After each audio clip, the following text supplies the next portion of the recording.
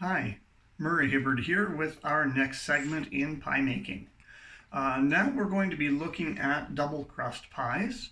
So in preparation for that, I have already put a pie crust in a pie pan. And I'll take away the other two that I'm not using.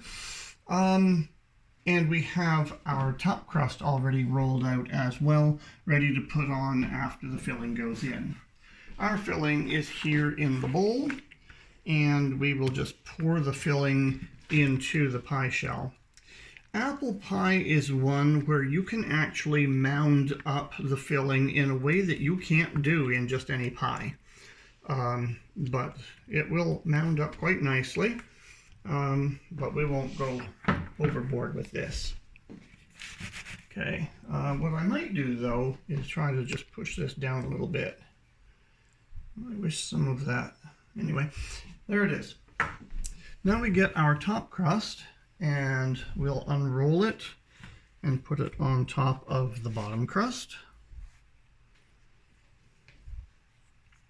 And as you've seen me do with other kinds of pies, the single crust baked and the single crust unbaked,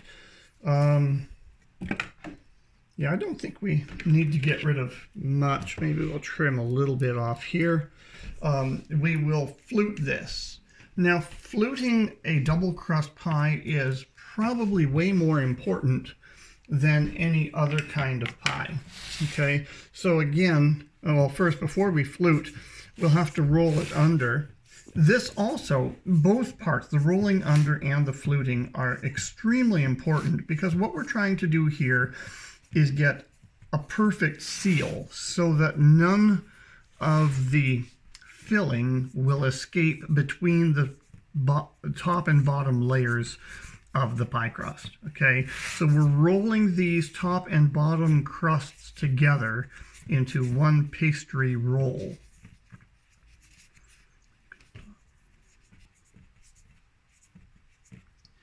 Once you have a feel for rolling the crust out on a single crust pie, you'll notice that doing it for a double crust pie feels a lot thicker, and therefore so does the fluting.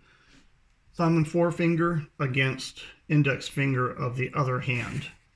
Again, the fluting as well as the previous rolling of the two crusts together are all essential ingredients in making sure that you have a tight seal between your top and bottom layers so that your filling does not ooze out.